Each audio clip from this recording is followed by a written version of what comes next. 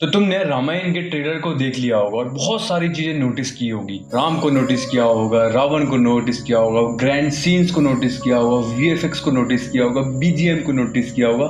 लेकिन एक चीज जो तुमने मिस कर दी होगी वो ये है कि एक डायरेक्टर रामायण जैसी फिल्म को बनाता कैसे है। ट्रेलर सिर्फ कुछ अच्छे सीन्स का कलेक्शन नहीं होता, उसके पीछे बहुत सारे डिसीजंस होते हैं, बहुत सारी ऐसी चीजें होती है जो एक डायरेक्टर ऑडियंस के दिमाग के साथ चेस खेलता है। नमिश मल्होत्रा की रामायण फिल्म का ब्रेकडाउन करेंगे और जानने की कोशिश करेंगे कि नीतीश तिवारी ने रामायण जैसी फिल्म को बनाते वक्त कौन कौन से डिसीजंस लिए होंगे प्रोबेबली।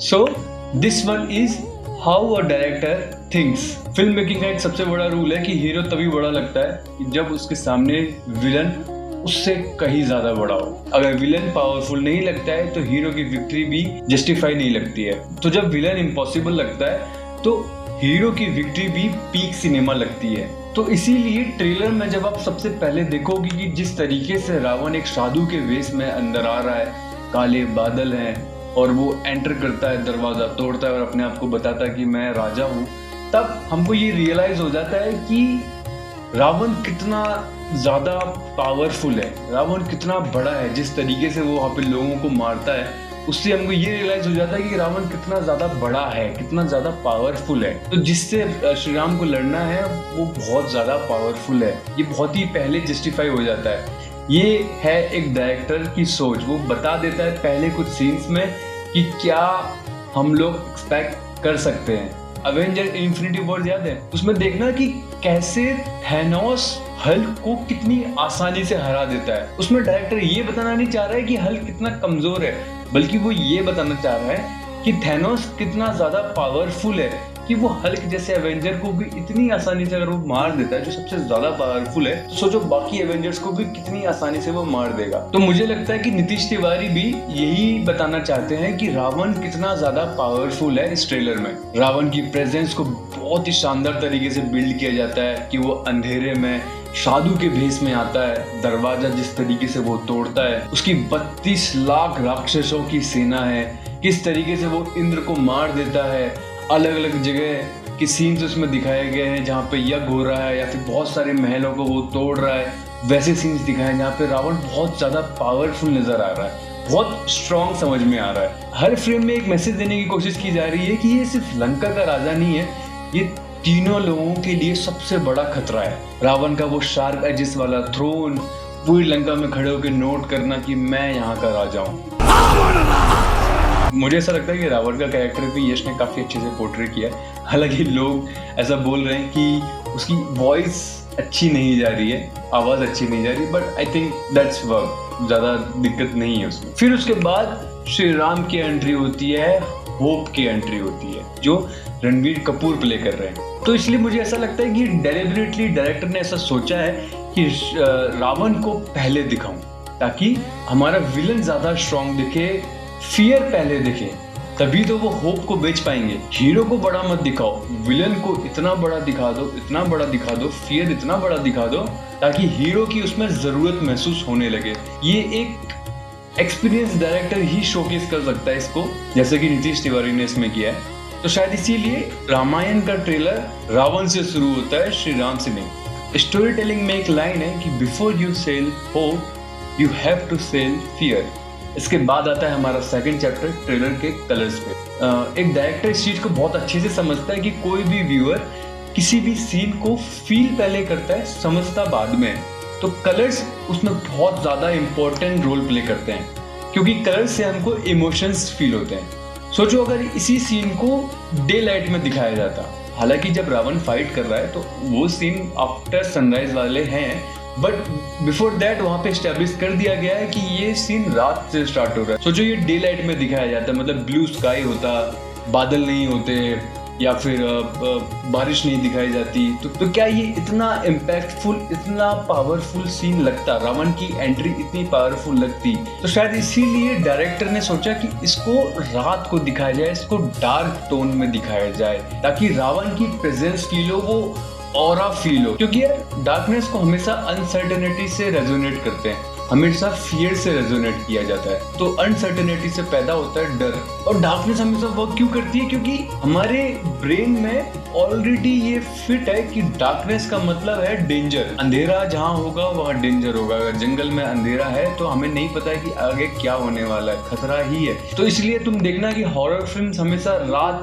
की सेटअप में शूट होती है, रात के सेटअप में आपको दिखाई जाती है। श्री राम की ट्रेलर में एंट्री होती है तो वहाँ डार्कनेस नहीं है, वहाँ आपको बहुत सॉफ्ट कलर्स दिखेंगे, वहाँ एग्रेसिव लाइटिंग नहीं है, वहाँ थंडर नहीं है। इसके बदले में आपको वहाँ golden light, soft light, natural colours, open skies, open environment, calm compositions मिलेंगे। वहाँ पे कोई ऐसे हफरा तफरी नहीं हो रही है। क्यों? क्योंकि वो श्री राम को दिखा रहे हैं। रणबीर कपूर को एज श्री राम जब भी इसमें दिखाए तो बहुत ही प्योर कलर्स में दिखाने की कोशिश करिए, गोल्ड कलर्स में दिखाने की कोशिश, क्योंकि इंडियन कल्चर में गोल्ड को हमेशा डिवाइनिटी के साथ, ह्यूमैनिटी के साथ, प्योरिटी के साथ, होप के साथ, इन्हीं सब चीजों के साथ रेजोनेट किया जाता है। इसलिए आप जब भी देखना मंदिरों में अक्सर गोल्ड कलर को प्योरिटी और इन सब चीजों के साथ रेजोनेट किया जाता है। अगर आप रियल लाइफ में भी देखोगे तो मंदिरों में जाओगे तो गोल्ड जहाँ आपको दिखेगा तो वो एक कामनेस की फील होती है। तो इसीलिए आप जब भी राम की प्रेजेंस इस ट्रेलर में देखते हो तो आपको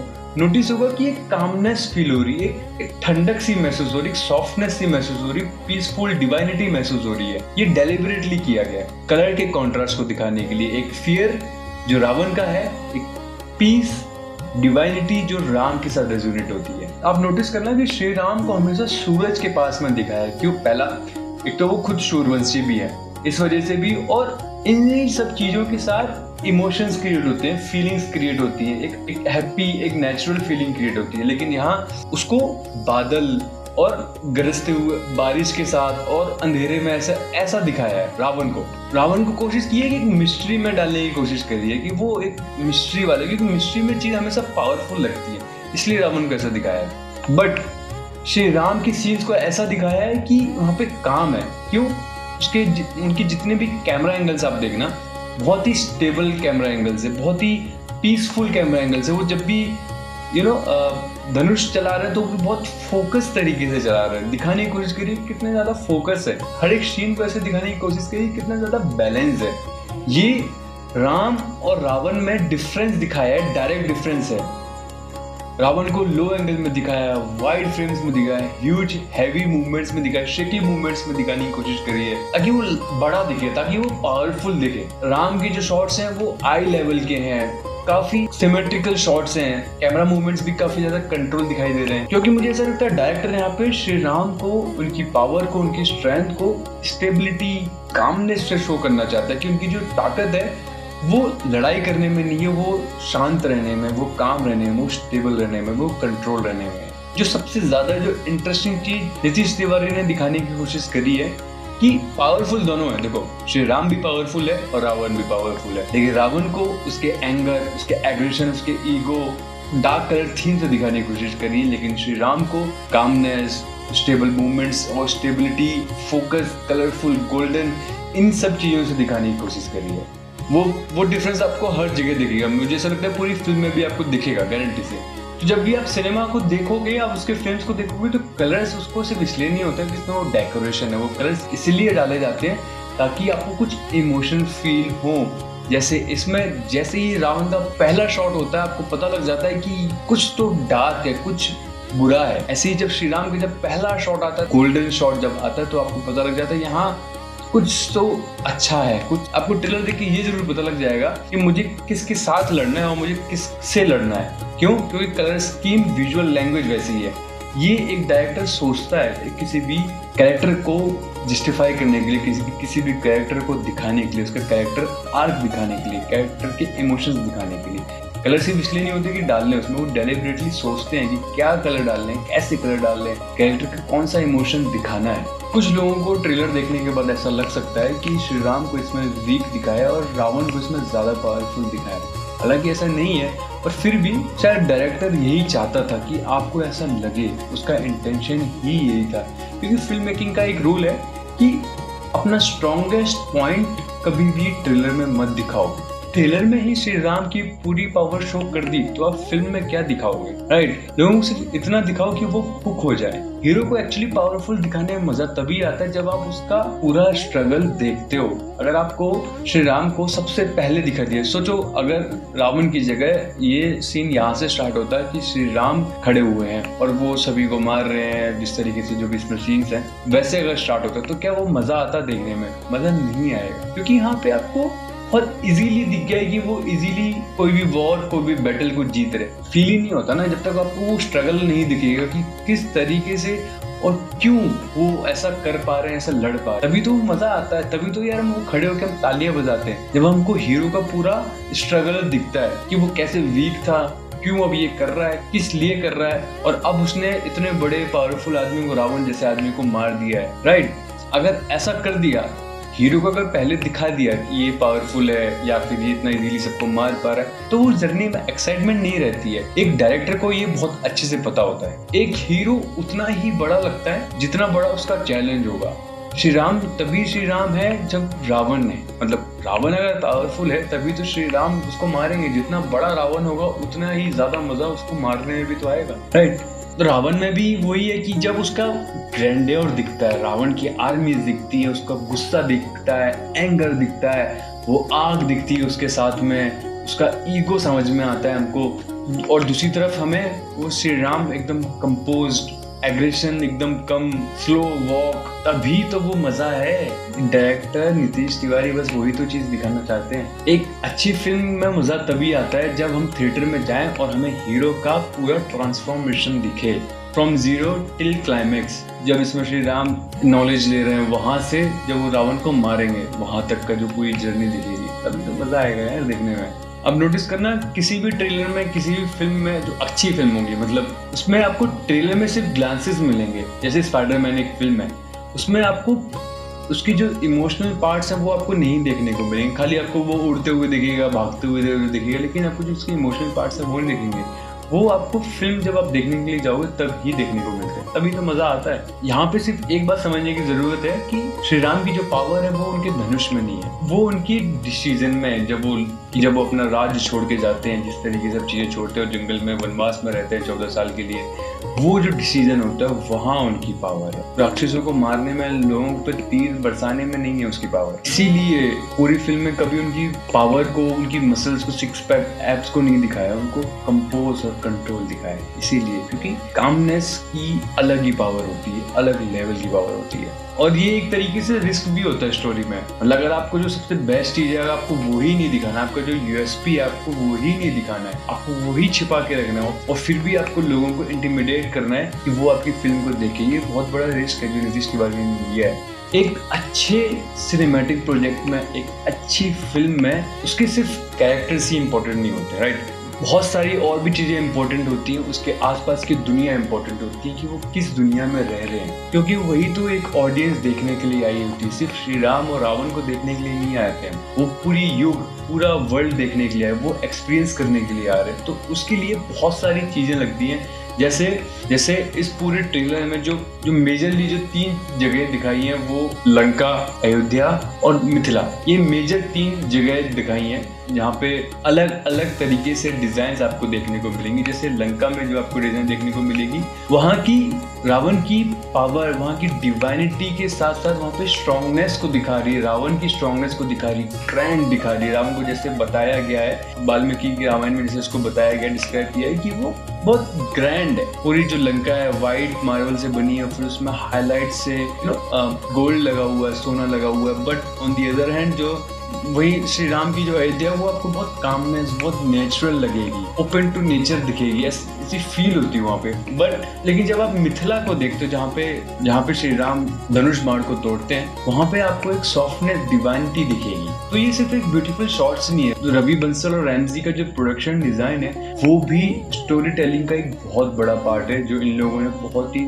शानदार तरीके से, बखूबी तरीके से निभाया है। मुझे ऐसा लगता है, क्योंकि ऐसी छोटी छोटी डिटेल्स ही उस जगह को डिस्क्राइब करती है, उस जगह के बारे में बोलती हैं। यही जो चीजें हैं जो बताती हैं कि वो युग कैसा रहा होगा, वो चीजें कैसी रही होंगी। तो अब आते हैं इसके नेक्स्ट टॉपिक पे कि इसमें बहुत सारी चीजें नहीं दिखाई हैं। तो एक डायरेक्टर को सिर्फ यही नहीं सोचना होता है कि उसको क्या दिखाना है, उसको ज्यादा ये सोचना पड़ता है कि इसमें क्या क्या नहीं दिखाना है। रामायण एक ऐसी स्टोरी है जिसके बारे में हर कोई सब कुछ जानता है, तो फिर भी लोगों को ऐसा क्या दिखाएं कि वो एक्साइटिंग भी बना रहे और उनको इंटरेस्ट भी आए उसको देखने में। जैसे इसमें हनुमान जी को नहीं दिखाया है, इसमें वानर सेना को नहीं दिखाया है, इसमें फाइटिंग सीक्वेंस जो रावण के साथ होने वाले हैं लंका में वो नहीं दिखाए। ऐसे और भी बहुत सारी चीजें जिसमें नहीं दिखाई है, क्योंकि अगर डायरेक्टर सब कुछ ही ट्रेलर में दिखा देगा तो वो क्यूरियोसिटी खत्म हो जाएगी ना फिल्म को देखने वाली।